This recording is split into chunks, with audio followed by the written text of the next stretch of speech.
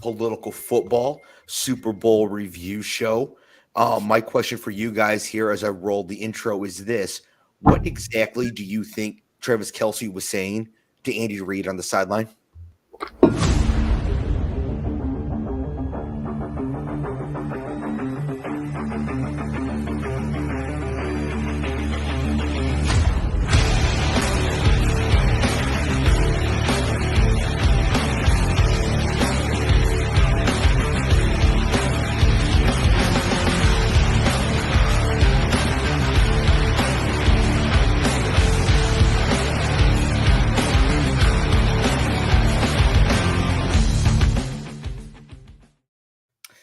All right, Political Football, part of the Man Ice Media Network. My name is Dave. I'm here with Scott and Cleve. Cleve, what do you think Travis Kelce was saying to Andy Reid on the sideline when he shoved him and was yelling at him? Yo, Taylor's watching.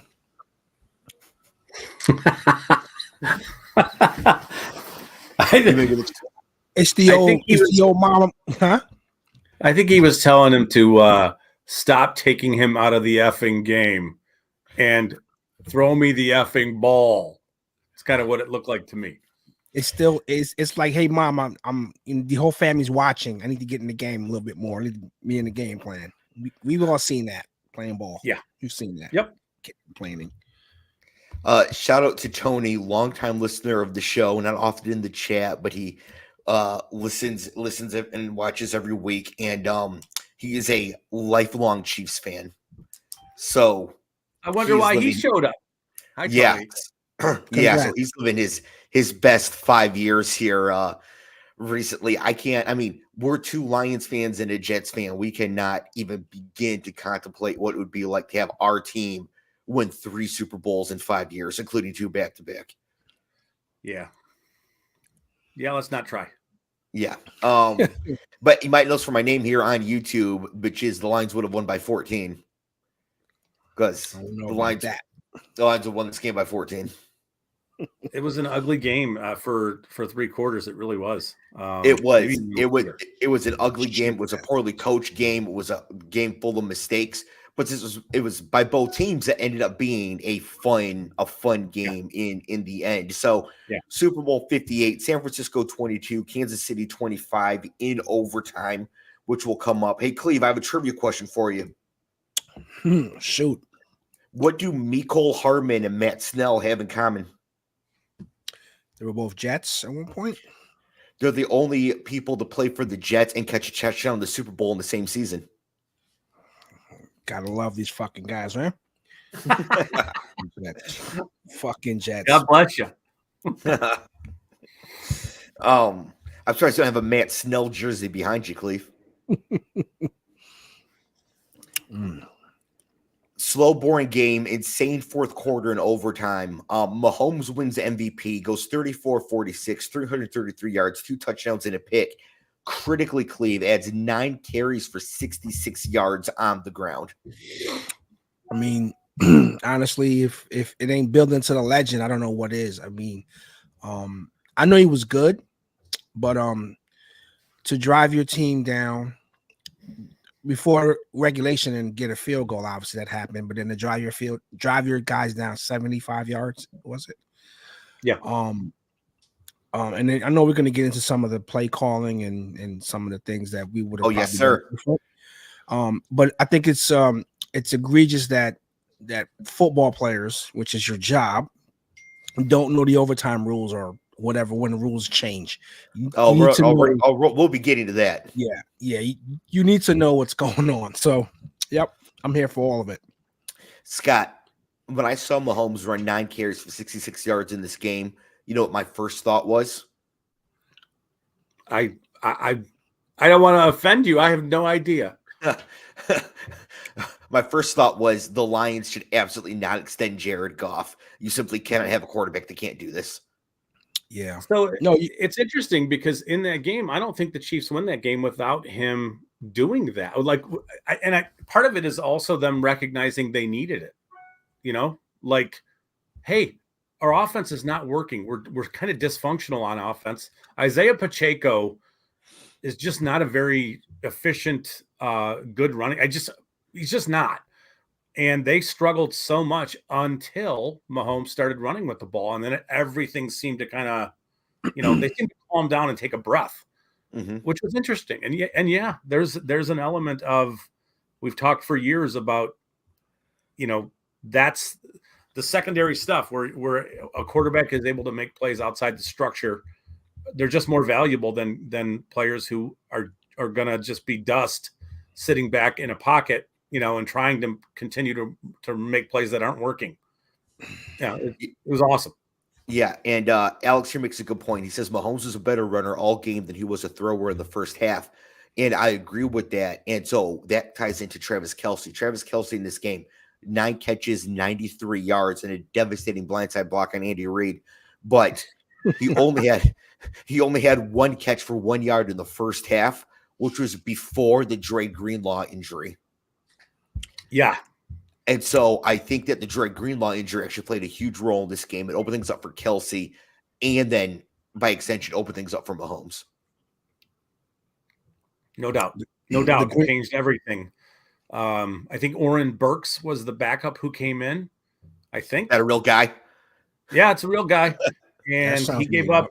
I want to say he was targeted, and there were 9 targets thrown into his coverage, and he gave up 9 catches. Yeah, that was a big deal. Big deal. Yeah. Cleve, when you saw the Dre Greenlaw injury, did you immediately know it was an Achilles like you did with Rodgers? Mm-hmm. The way he took off running and then the pull to fall to the ground, it's either a hammy or that, and he didn't do enough for a hammy. He wasn't exploding out the blocks. But when you watch the replay, you kind of see it roll up. You see the I call it the Kevin Durant one, when it just rolls up and explodes. Such a bad thing. And again, we're not doctors on here. I'm probably the closest to a resident doctor being a trainer. Overuse, and Scott could probably attest to this as being a coach. Certain drills and things of that nature, like with the plantar flexion and all of that. I'm sorry. Plantar flexion. It can just cause these things to happen. It's a freak thing. It's a freak occurrence. I mean, in non-contact is always a freak occurrence. The most non-contact is actually ACLs. If you guys remember Grammatica years ago, just jumping up, celebrating a field goal, and his damn I think that kind of stuff is why the players, the turf, in some ways, just drives them nuts. Now I don't know. I don't know what specifically what turf they were on. Yeah, I thought it was grass. It's grass. It's grass. We play on grass in Vegas. Yeah, so it's like it's a strange one, but he had been dealing with Achilles issues this year. Greenlaw is. Yeah, so it just finally, like it's what game 20 for them. Yeah. That's harsh. What's up, Don? Such a brutal injury. Maddie I says Dr. Dave has a nice ring to it, though. I went to Hollywood Upstairs Medical College as well as Dr. Nick. So on the 49ers side, though, so Purdy, 23 of 38, 255, 1 touchdown, no picks. Conversely, only 3 carries for 12 yards. We saw him run against the Lions. Could not find any running room in this game. CMC, the only star for the 49ers that showed up on offense. 22 carries, 80 yards, 8 catches, 80 yards, and a touchdown. By comparison, Debo, 3 catches, 33 yards. Ayuk, 3 catches, 49 yards. Kittle, 2 catches for 4 yards. Seems like San Francisco basically left it up to a bunch of scrubs and Christian McCaffrey to try to win this game. It was crazy. Other than CMC, the best only other play on offense, and I think Purdy played pretty good for a Super Bowl, being, I'm tired of the Mr. Relevant stuff, so I'm not going to go there, but being in the big spot, he didn't shit the bed. But is it Usek? Is that how you say it? Usek. Yeah. That was a hell of a play for that first down. Like the catch. Yeah. Like that was pretty amazing. But I think the costly penalty given Mahomes a red zone opportunity is what cost them this game. I think Tony's got a good point here. The trick play, the backwards pass to Juwan Jennings and throws it to Christian McCaffrey that went for the touchdown.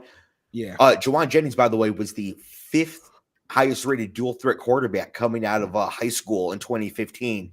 Clev. Juwan Jennings, welcome to Carolina. Say again. Clev. Juwan Jennings will be a Carolina Panther. Yes, they're giving him a ton of money. Yes.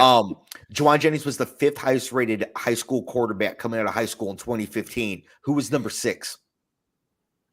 Mike Coxlam. Sam Patrick Darnold. Mahomes. Who was it? Sam Darnold. Yeah. Wow. Who would you say, Scott? Mahomes. Mahomes 6. Wow. Who was number 8, by the way? This is going to blow your mind. Juwan Jennings was number 5. Who was number 8?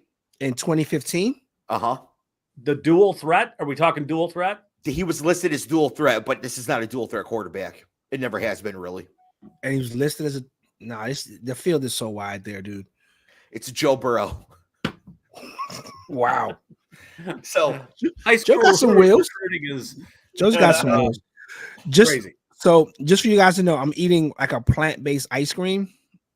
Is it good? Sounds delicious.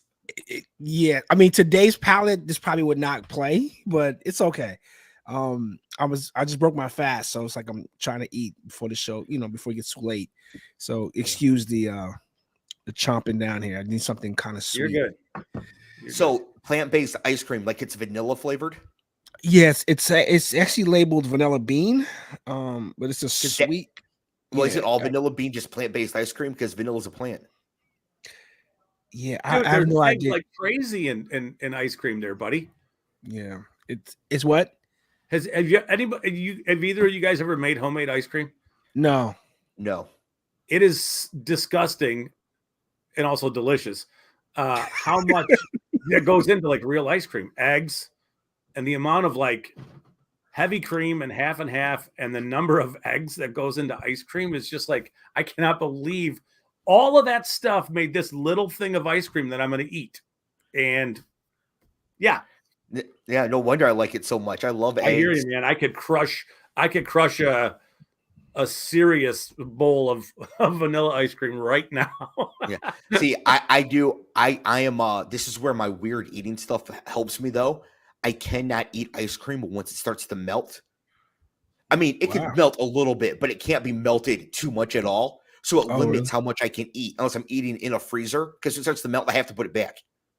Are you serious? What is wrong with you? I can't, because once it starts warming up, it's disgusting. It needs to be frozen. It needs to be cold. So the people who do the taste testing of ice cream, I don't know why I know this stuff. This is why I'm a giant fat fuck. It's better. So they grab the part of the top of the ice cream that's a little bit melted to taste test it, because that's when all the flavors pop with ice when it comes to ice cream. I get what you're saying, but to me it tastes better when it's softer. It just does. But they just get some frozen yogurt. Ice cream is supposed to be like frozen salad. So if it's not frozen salad, the texture is off. And once the texture is off, even if the taste is better, the texture being off makes it. No, it's just you got spectacular. I'm not saying it's bad. It's still great. So Scott, you owe me a pause because you said tastes better when it's soft. Pause. And then Dave, do you drink after eating cereal, like do you drink the milk out of the bowl, or do you like double down another set of cereal? I don't put milk in cereal. It's disgusting. Oh my Dave. You need to see someone really, just for me. Yeah, man. Like you need to see somebody. Seriously. I have a question. Why in the world would you want to put something on cereal? It's just going to make it soggy. Like, just eat some cereal and then take a drink of milk if you want. All right. Like, why in the world would you mix it together? What's your favorite cereal? Or what do you Honeycomb. like? Honeycomb. Delicious. Oh, wait. Sorry, Don's watching. I shouldn't betray him. It's Apple Jacks, but it's really honeycomb.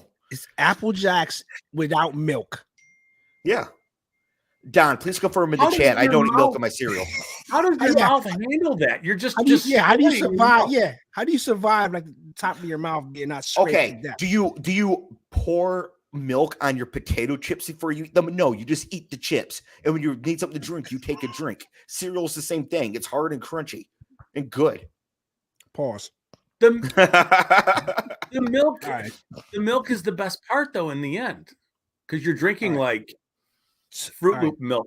So this is a rabbit hole here. I'll just put Nestle into some milk and drink like flavored milk. Like, why did you flavor with my honeycomb and ruin my honeycomb? So Tony says I like chocolate soup. Tony, what is that? Please. He likes when the ice cream melts. That's what he's saying. He likes it melted. Oh, okay. Yeah. All right. Yeah. So yeah, San Francisco. Yes, San Francisco. Where I'm sure they eat the ice cream frozen. Oh, by the way, Cleve, the you know who owes you a pause is Andy Reid. Why? Did you catch that at the trophy presentation? He shouts No, out from, "How do you like that D?" Oh, pause. But he shouted it to America. So, like, calm down, Drake. Interesting fact here. I do have San Francisco. Yeah, all the other players. Yeah, see, man, I know what I was talking about. All the other star players didn't show up at all. Paul said that's because Kansas City's defense is good. But at the same time, you have to. Somebody's got to do something. Like you can't have. Paul's 100% right though, because there were moments when what Kansas City did rattled the 49ers to the point where it kind of messed with their game plan, and they would show like a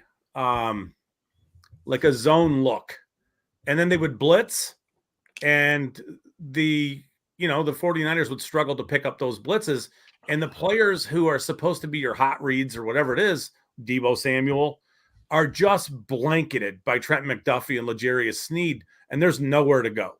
Just nowhere to go.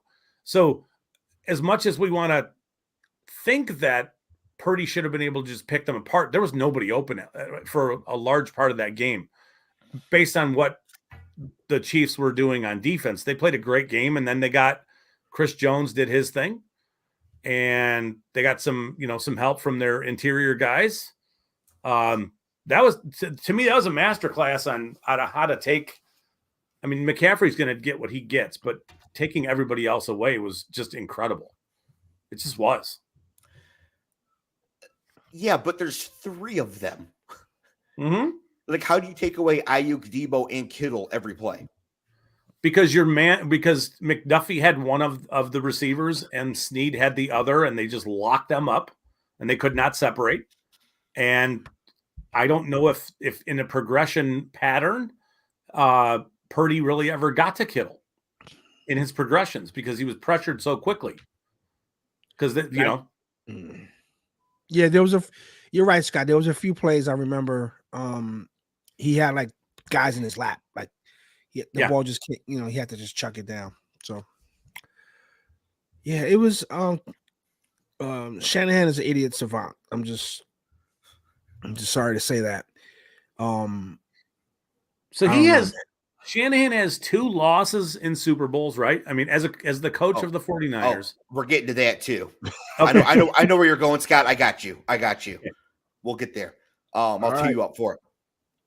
You had to tee me up for it. I just wanted to bring it up, but we're good. No, I got you. You're ready to go. Interesting fact. So DVOA, defense adjusted value over average, basically it's a measurement of how difficult the defenses you play are, right? So the most difficult, the hardest DVOA combination of teams beat on the way to winning a Super Bowl is the 2007 New York Giants, which makes sense because the 2007 Patriots were so great, right? Basically, this is a measure of how difficult the defenses were on your path to the Super Bowl.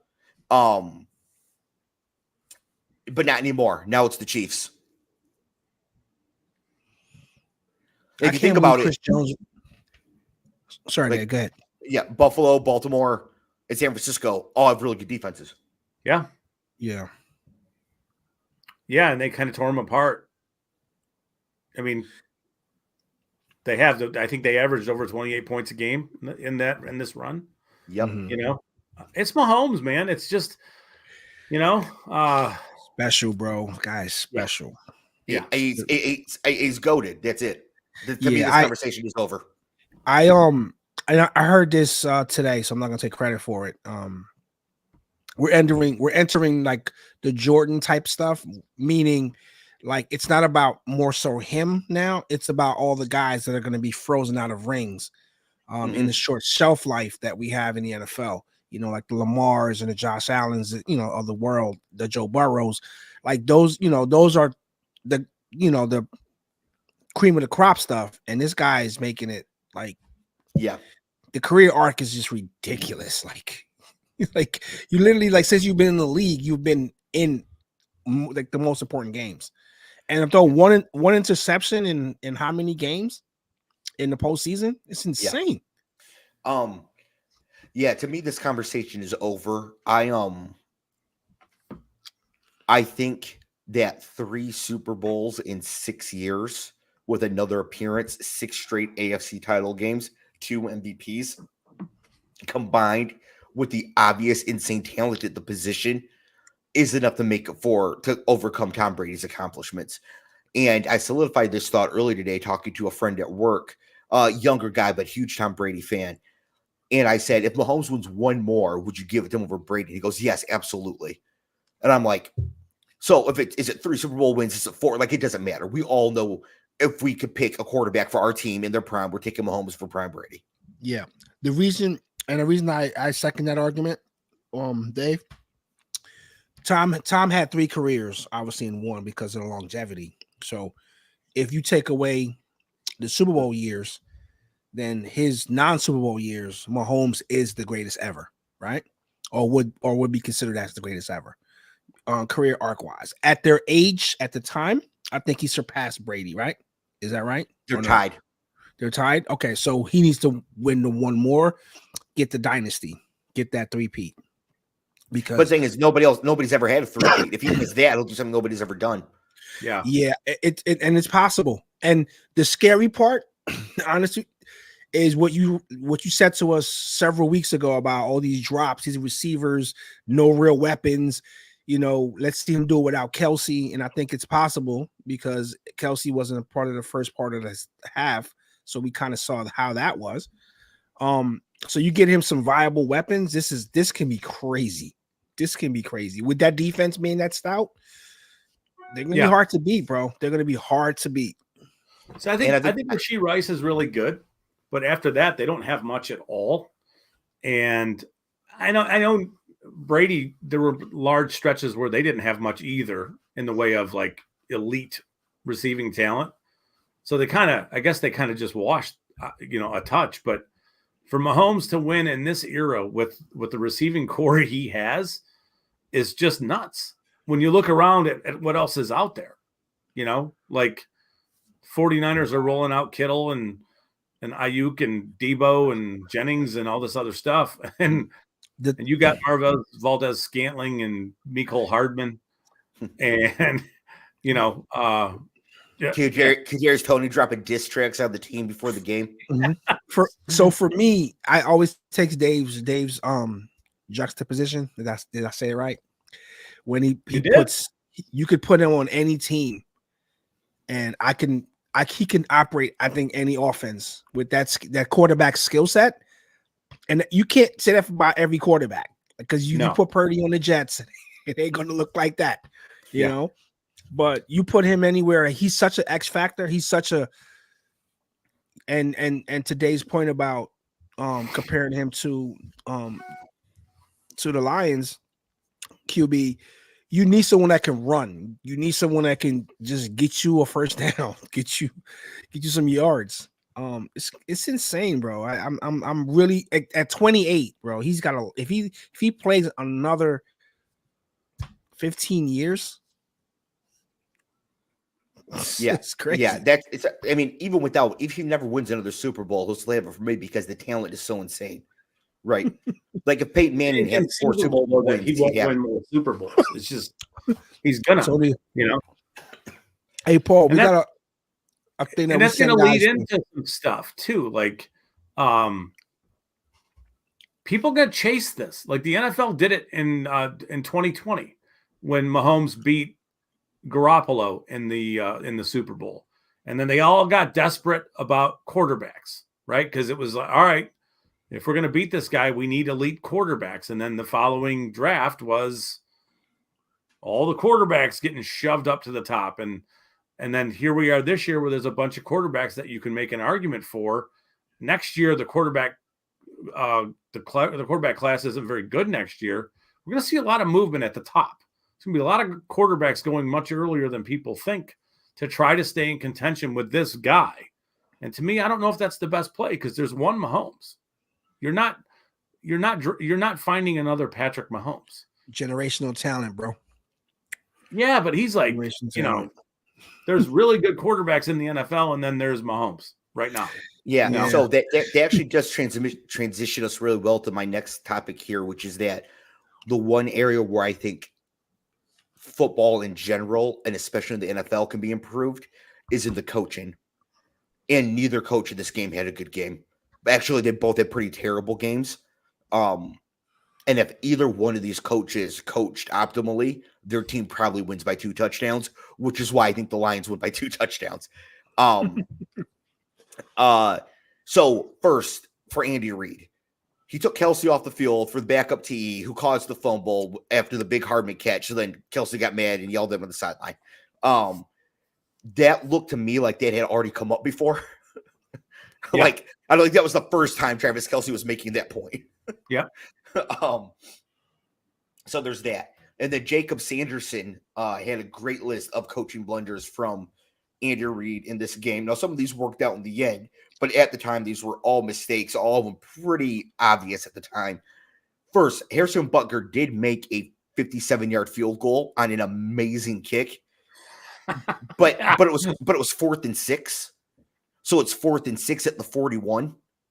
Go for it. Go for it. Punted on 4th and 1, punted on 4th and 2, kick to tie versus go for it.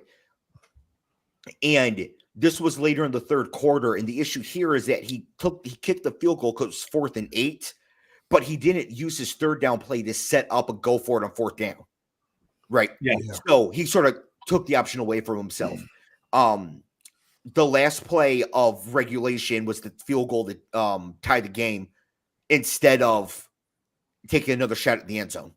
Yes. Yeah. I agree with that. And so, all of those are huge mistakes costing the team points all throughout the game. And Andy Reid is one of the best to ever do it. I feel like there's a lot of room here for us to actually get a Mahomes of coaching. That if you get the Mahomes of coaching with a Jalen Hurts or better quarterback, that is what you might need to beat him and end this.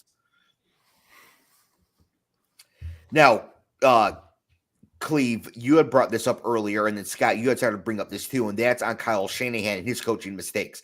First of all, way too conservative all game. Yep. Like he takes field goals way too much. Finally, though, 6 minutes to go in the fourth quarter, 4th and 3 from the KC 25. They're down by 3 points. They go for it on 4th and 3, convert, go to score a touchdown. Cleve, of course, was mad. They should have taken the points, tied the game, gone from there. Right. They have a good kicker. You just take the point. So Cleve was so mad in the chat. Right. Oh, no, nobody's talking about this because they converted and scored. Because it worked. Right. And then the real error for Shanahan came during the coin toss for overtime. Scott, can you explain to everybody here what happened in the coin toss for overtime? I mean, as limited as I can. It's just they were operating under the premise that what mattered to them. Now, if either of you think I'm wrong, interrupt and tell me I'm wrong, and it's cool. They were operating under the premise that they wanted the third possession. Wrong. That's what they said. After the fact. Okay. After the fact. All we can do, that's their decision was predicated on not knowing exactly how the new NFL playoff rules were. And that's definitely something that they talked about after the game. And they did talk about, we planned this out and we wanted to have the third possession because we can end the game with that third possession and they won't get the ball back. But whoever's doing the analytics there or advising them there is missing the concept that if you take the ball first and you score and you go up 7 and Kansas City and it goes down to a third possession, meaning Kansas City scored and tied the game, Kansas City's never going to go for 1 there. Right. You have to go for 2 because you can't give the other team the ball back. So, right. So that's the thing. So San Francisco wins the coin toss for overtime and chooses to receive the ball, which would make sense with the regular overtime rules where if you score a touchdown, you win the game. Right. But now that each team gets at least one possession, this doesn't make sense anymore. Now, the third possession advantage does make some sense, because if both teams kick field goals or neither team scores, now it's sudden death and you have the ball. So there is some argument to that makes the math not just so cut and dry. However, yes, Scott, you hit the nail on the head. In scenarios where you do exactly what you want to do, which is you get the ball, you go score a touchdown, you have now optimized the other team because they know exactly what they need. They know what they need. And they know they're going for two because they are never giving you the ball back in a sudden death situation. The only other side of that is I like the idea of getting up, getting points, getting up, and let's say there's a weird fumble or something goofy, and your team recovers it, and the game is over. Yes, but that could happen either way. Yes, it can. It can. My thing is that I'm not giving Mahomes the ball last. Mm-hmm. I'm not. I wouldn't even do that in Madden. Like, seriously, I'm not doing that. I'm not doing that again because there's always a delta in the equation, an outlier, whatever you want to call it. No, in a big spot, no. And I agree with both you said because you don't want to give the ball back. It's not a guarantee you're going to get it because the other team is going to go for two. And the other thing that nobody's mentioning here, if you're San Francisco and you take the ball first and you score a touchdown, you also have to go for two. Yeah, you're going to show your hand. It's poker.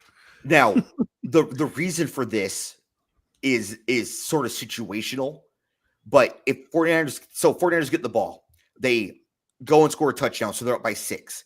They kick the extra point, give the ball back to the Chiefs. Mahomes goes down the field, scores a touchdown. The Chiefs are obviously now going for 2 to win the game, which means the Chiefs have their GOAT quarterback for one play to win the game. Mm-hmm. You don't want that if you're San Francisco. I don't think those are good odds. You want. Yeah. So you have to go for 2 if you're San Francisco if you score first. That way, you have a chance to control if you win the game. Therefore, if you score, Mahomes can only tie the game, thus giving you the ball back for sudden death. Right? You see what I'm saying? You take it out of Mahomes' hands. But the 49ers would not have known to do that, and here's why. So the Ringer had incredible quotes from immediately after the game before people thought about what to say. So first, the Chiefs.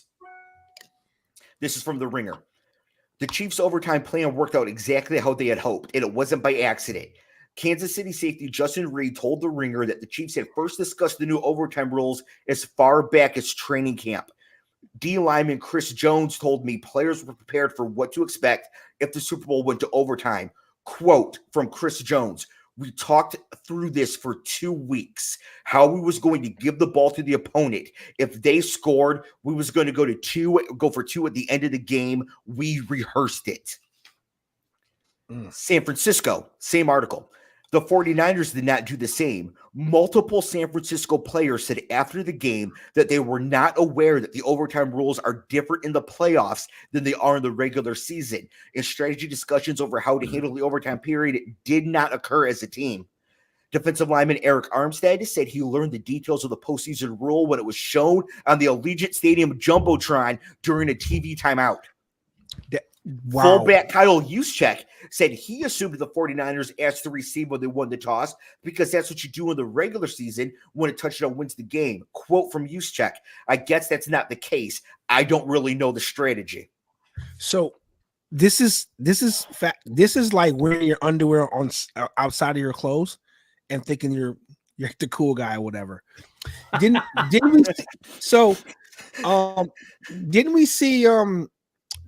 we see this with Colorado earlier this year in college football? Mm-hmm. The Colorado game where they were like 3 overtimes, whatever it was. Like they kept going for 2. They converted. Yeah. So going back to this is your job. You're a football player. McNabb said this years ago. Remember, he didn't know the overtime rules. You're a quarterback. Yeah. But who was his coach when he said that? Andy Reid. Yeah, Andy Reid. Right. Yeah. Who knows the overtime rules now? Andy Reid. in training camp, practicing it, discussed it this entire 2 weeks. It's What are we going to insane, do? They dude. rehearsed it. They knew exactly what to do if the game went to overtime. Even Meanwhile, if the I didn't know 49ers it, don't even know the rule is different. Paul is right. That's actually a fireable offense. And if Kyle Shanahan wasn't Kyle Shanahan with such a long track record of success, he would be in real trouble with this coming out like that. That is horrible for your organization. And Scott, this Don't say it. What you were saying earlier. Shanahan has been a coach now effectively for 3 Super Bowls, 2 for the 49ers. They've lost a coordinator for Atlanta, the 28-3. He has had at least 10-point leads in the fourth quarters of 3 Super Bowls and lost all of them. I would say he's like Lloyd Carr, but Lloyd Carr actually has a championship.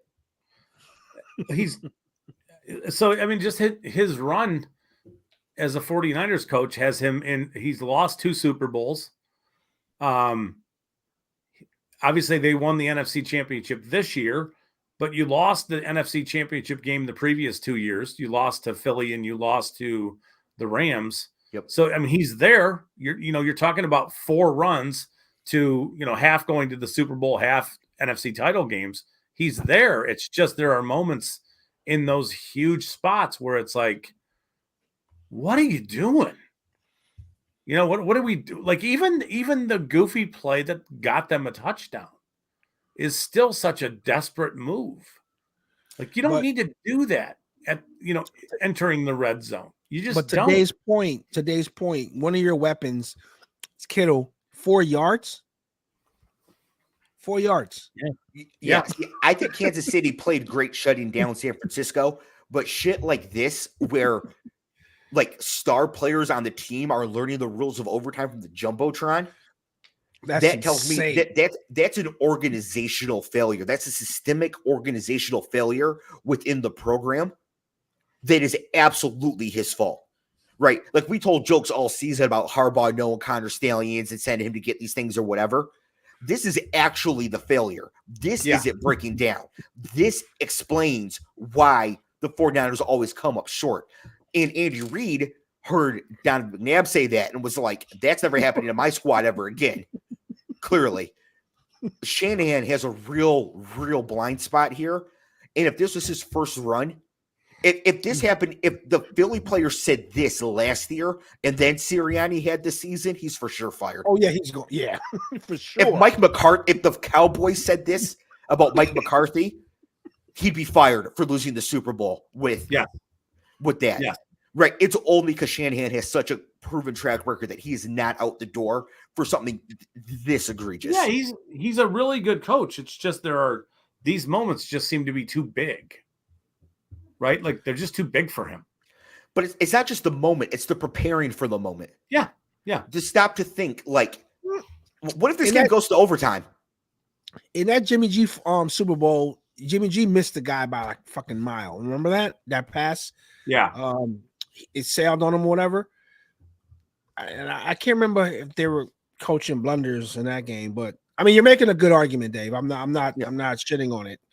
And again, you got to let your team know, hey, just in case we get to overtime, this is what we're gonna game plan for.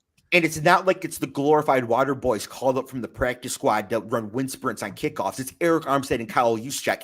And not only that, they're just freely talking to the media about it after a loss. Like, they don't even realize how stupid it makes them all look. That's how little they know about it. Yeah, you don't say it. Even if you don't know it, you don't bring it up. It's not something that you should go out into the public realm at all. Especially saying, the Jumbotron told me 10 seconds ago. Yeah, that's where you get in the locker room after the fact, and George Kittle was like, we all knew these overtime rules. Anybody who says otherwise answers to me, with Fred Warner standing behind him. Yeah. Right? Like, you don't just have players walk around like, hey, we didn't know what was going on. We're all a bunch of dipshits. Like, I couldn't believe it. I couldn't believe it. So, Scott, you wanted to bring up Shanahan blowing these leads, and I think this is why. I think organizationally, he's a good coach. He might even be a great coach, but he has massive blind spots. Mm-hmm. He does. Anything else? He ain't going anywhere because he's got him in, he's got him in. He's playing in a division where they're going to be, there's home playoff games. There's runs to the conference finals. There's runs to the Super Bowl. You know, You know what they and nor should he. He should not be fired. But ownership and management needs to go to him and be like, "What is like? This is bad. Like this is not. You don't get NFC Championship ring this year." Yeah, it's almost like he needs somebody in his ear to not explain, but to help think out situationally where they are. The answer here is obvious. You know who they need to bring in as a consultant to just shadow him all next season and pay this person $10 million? Is Bill Belichick? Nick Saban. Nick Saban. Sure. Because Saban runs a program top to bottom, highly efficient, right? I guarantee you, Alabama's players knew the overtime rules going to, in the Rose Bowl. Yeah. They have to look at the Jumbotron at the Rose Bowl, know the overtime rules. They probably got quizzed on it. Yeah. It wouldn't surprise me. Be like, hey, you, tell me what that is. Tell me what that is. Hey, you, tell me what that is. Yeah. One of the hotels I worked at, and remember, I'm a hotel concierge. I do not work security. The director of security, who used to be an FBI agent, would every so often walk by and just turn around and point at someone and be like, "What's a code orange?" If you didn't have the right answer, it was a write-up. If you had the right answer, it's a $25 gift card for Starbucks. Perfect. Right. But like everybody, you could ask like the maid staff that doesn't speak English in Chinese, and they would know the answer. Right. Because like it just so that if it ever came up, if it was ever out there, code orange, everybody knows what to do. So that's why this is such a systemic failure, and it's something that Kyle Shanahan absolutely has to get fixed if he ever wants to outdo his father. Yeah. Yeah, clearly. And it's part of it too is, this talent isn't getting younger. Trent Williams is not here forever. You got lucky this year with the injury stuff. I mean, I know Debo hurt his shoulder, but for the most part, you were healthy all year with McCaffrey and with Debo, with Ayuk and Kittle and Trent Williams and Purdy and all that stuff. It's not always going to be like that. And Christian McCaffrey will be 29 next year. He could be dust in 2 years. That happens at running back. 1 or 2 more runs. Yeah. Cliff is coming. It absolutely could be. Do you guys have anything else to discuss that happened in this game, football-wise? No. No. Yeah, good game, exciting game. Kansas City, worthy champions, in my opinion. Like I think these are 2 of the 3 best teams, along with Baltimore. Watching this game, I was very upset the Lions didn't make it because I thought I was like the Lions would actually have won the Super Bowl. I was so upset. Yeah. I mean, yeah. All right. So halftime show. Cleve, what did you think? I don't know. It's Usher. He didn't have to far to travel. He's doing like a Vegas residency or something like that, right? So he explains all the shit that was circus on. But aren't you his target audience? I mean, so am I. But we are his target audience, right? Yeah, like Gen X millennial, right? Yeah, you're a little bit older than him, a little bit younger than him. Like, yeah, I'm older than him by 3 years or something like that. And I'm younger than him by 5. So yeah. It was all right. I just to Matty Ice's text earlier, I wonder for people that are older than like 55, like how they perceive it, right? Scott, how'd you like it? Jeez. Man, hey, Scott, that was not directed at you, bro. It's all good. I did not necessarily watch it. It was background. So I don't have a good answer for it because and generally I'm like, whatever with the halftime shows. I know what they are. So it's like, they're little, kind of buttoned up performances of what they really are in their big shows. But I honestly did not watch it really at all. I was busy doing some other things. It just happened that I took off at the end of the second quarter and rolled back in right as it was ending, right as he was playing the end of and then so I didn't see it, so I got nothing. I got nothing. So you saw what I consider the good part. So this is actually really funny. I didn't like it very much at all, and I found myself today in a massive minority. Twitter loved it. People at work loved it. And I thought, I did not think it was good at all, but like Megan didn't really like it. Our friends chat didn't like it. Our fantasy football thread didn't really like it all that much. But then everybody else was just all about it. So Clev, I want to get your opinion because I didn't get it. I didn't think it was good at all. I mean, it's Usher. I mean, he's got a pretty good catalog of songs. Oh yeah, Usher's great. There's no question about that. I don't think for the Super Bowl, like the sexy stuff played well. Like you got all ages watching, kids and stuff. So like the Alicia Keys stuff, like how close they were, that didn't make sense to me for Super Bowl. Like it was like, how mad do you think Swiss Beats is right now? Well, if you ever been to an Usher concert, that's par for the course, bro. Like he does that to like any lady on the stage. Like he's just a maniac like that. Yeah, and here's the thing: if Usher wants to dance like that with Megan, he can go ahead. She'll get a kick out of it, and like it's funny, it's a memory, whatever. But I'm not Swiss Beats. If I were Swiss Beats, Scott, this is a producer, hip hop producer who's married to Alicia Keys. Okay. Thank you. If I were Swiss Beats or somebody famous like that, I don't think I'd want that's kind of being upstage. You know what I mean? Yeah. Yeah, you know what I mean? That's like when your wife's like a actress or something, and she has to do like a love scene. It's like okay, it's work, right? I don't know. That's different. That's written into a script, and it comes with the territory. You didn't have to have that on stage necessarily. I would not be particularly happy. It was a bit much. It was a bit much. If I was Swizz, I would not be.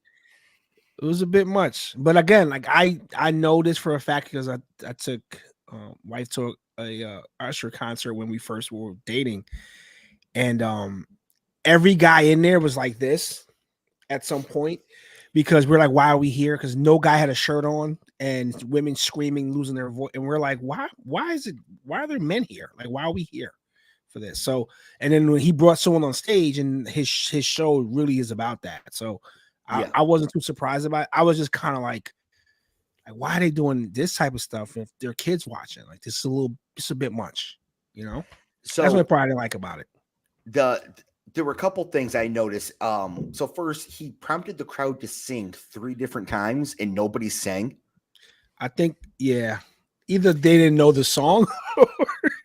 The thing is, there's a TikTok thing going around about how you can tell somebody's millennial because they can answer the question correctly. Where was Usher at 7:00 on the dot? Right. In his drop top cruising the streets. And so they do just that part of it, right? Just that part of nice and slow, And so the background, he sings it, and then he says, like, sing like in my drop top cruising the streets, and nobody says anything. And so this is why I'm afraid to be vulnerable in public, because even Usher could be made to look like a fool. And he's like the smoothest dude alive. Yeah. And so if Usher can look stupid, I know I can look stupid. I gotta take you to a hip hop karaoke, Dave. I think you'll love it. I'm not participating. I just want to see your span of musical knowledge. Like, it's just I want to see where you're at. Take pictures it's and videos, wide. please. It's wide. It's a lot. No, what we need to do is we need to take Scott to hip hop karaoke. We need to take you to grunge karaoke. I wouldn't. Yeah, that would be amazing. We'll have you singing Black Hole Sun. Is that a real group? And we'll have Scott. Is that a real group? You're fired. And then Scott. Guy eats cereal dry. Are you fucking kidding me? Yeah. And then I'll have Scott. What's a great song to make Scott rap? Gin and Juice. He might know Scott. You know Gin and Juice though. Laid back, buddy. Yeah. Gin and Juice is too famous.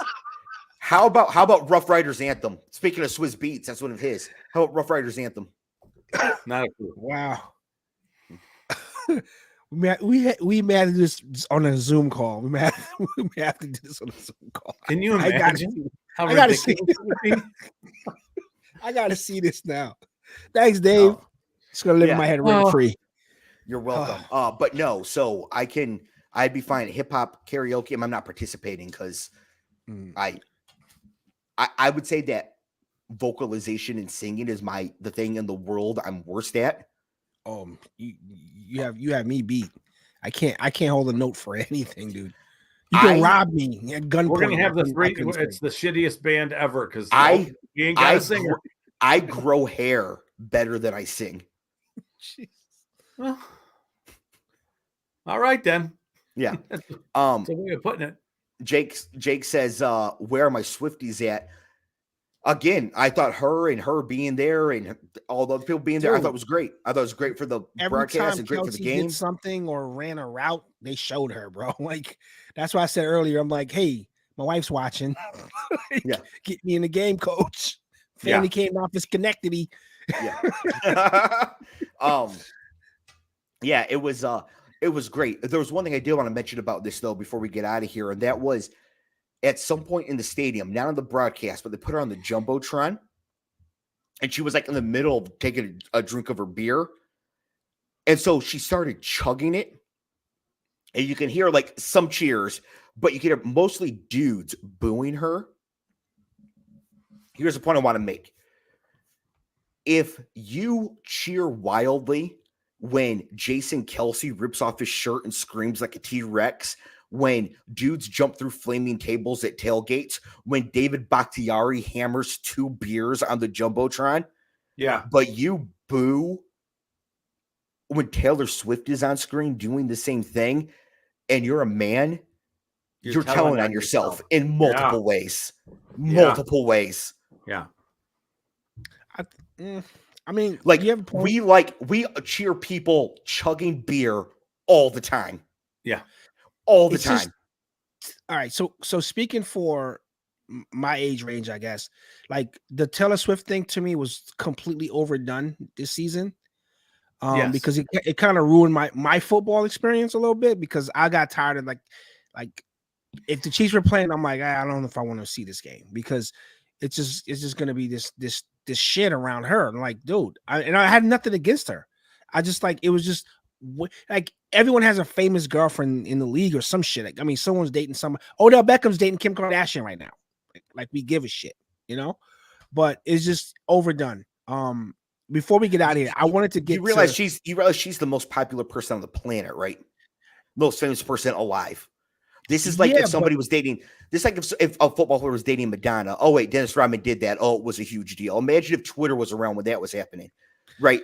Or Michael Jackson, or the Beatles, or Elvis. Like, this is the single most famous person on the planet right now. Jacob, jeez, Ray Rice made his girlfriend famous. Okay, no boy, that went a little dark.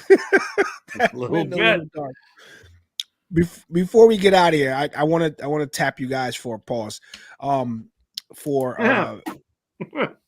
These NFL awards are out of hand now. Like, they're just giving it to any popular situation and not the real.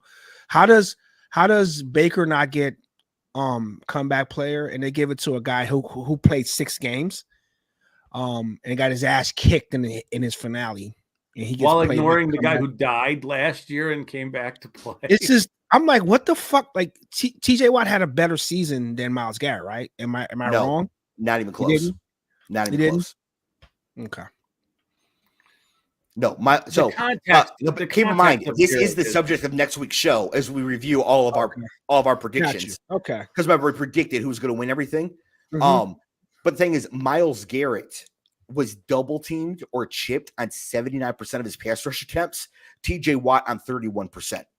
So, like, Myles Garrett draws a lot more attention because Myles Garrett is a lot better. So that's why Myles Garrett gets to win Defensive Player of the Year. And that's not my argument. That's from Micah Parsons, who finished 3rd. Okay. Yeah. I was just sick at the comeback player thing. Yeah, I mean, DeMar Hamlin came back from the dead to play football. He probably should have won Comeback Player of the Year.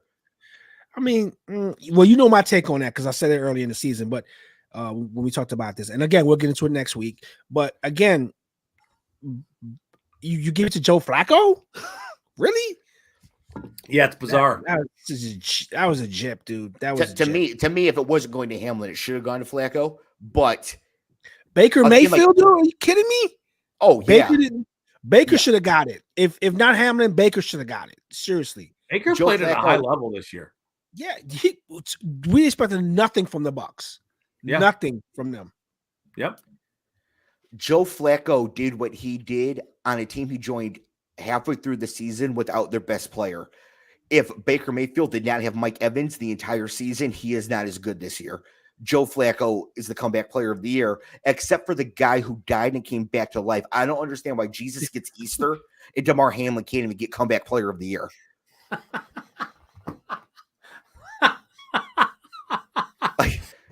I mean, my man died on the field and is still playing football. I wonder if it's because he took such limited reps this year. He just didn't play much at all. If Limited reps, he's above ground. I know. It's still playing. That's How why many reps does he need to take? That's why I think he should have won. I'm with you. I see, you know, Dave and I, we view comeback player of the year different in this particular instance, because had he come back from the dead and had like a spectacular season, like playing wise, I could get behind that. But just coming back from the dead is just like, okay. Jake says the NFL has spoken. Leading the Browns to the playoffs is more difficult than coming back to life. It's valid. Yeah, so we will be able to get into all this next week as we also review not just who won the awards, but our prediction for all of them and stat leaders and all that. This is actually one of my favorite shows of the year to do, along with the one where we make the predictions as well, so we can really laugh and make fun of each other for our silly predictions and also give flowers where necessary, because a couple of them are going to be correct. One of us, I'm not saying who, might have cashed their 17-1 Lamar MVP ticket that they placed on February 13th, 2023. Nicely done, Dave. Yeah. How you know it wasn't Clev? Because I'm not a Lamar guy. Because he's not a Lamar guy, and I didn't make the bet. All right. So we will see everybody next week. Thank you, everybody in the chat, for joining us. Thank you, everybody listening and watching. Congratulations again to Tony for your 47th Super Bowl in the last 3 years or whatever it is. Scott, any final words? Nope, we're good. Cleve, any final words? Brock Purdy next year. All right. You heard it. Brock Purdy gets benched next year. See ya.